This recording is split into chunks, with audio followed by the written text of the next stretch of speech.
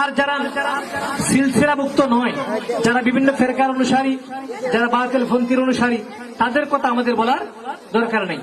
যারা পীর মুরিদি বিশ্বাস করে, তরিকত বিশ্বাস করার পরে সিলসিলাভুক্ত হয়ে যারা বিভ্রান্ত সৃষ্টি করতে চেষ্টা করতেছেন, আমি কারো নাম বলতে চাই না, ঠিক কিনা বলেন? নাম বলার দরকার নেই। আমি বলবো, আমার কথাগুলো হয়তো রেকর্ড হচ্ছে, এই কথাগুলো বিভিন্ন জায়গায় যেতে পারে। আমি বলবো, শুনলে আপনারা সঠিক হয়ে যাওয়ার চিন্তা ভাবনা করবেন, ঠিক কিনা বলেন? যাতে করে মানুষদেরকে আর বিভ্রান্ত করা না হয়, ঠিক কিনা বলেন?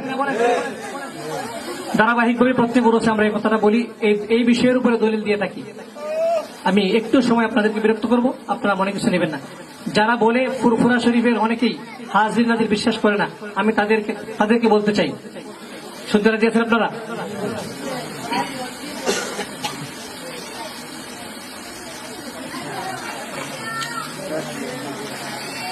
তাফসীরে রুহুল মাআনিতে একটা দলিল দিচ্ছি, অসংখ্য গণিত দলিলের মধ্য থেকে, কোরআন এবং হাদিস থেকে একটা তাফসীরের গ্রন্থ, সর্বজন স্বীকৃত তাফসীরে রুহুল মাআনি, তাফসীরে রুহুল মাআনি, তাফসীরে রুহুল বায়ান, তাফসীরে কাশফ, তাফসীর ইবনে আব্বাস রাদিয়াল্লাহু তাআলা আনহু, তাফসীরে খানজুল ইমান, খাজাইনুল ইরফান, এরকম ভাবে অসংখ্য গণিত সর্বজন স্বীকৃত তাফসীরের কিতাবের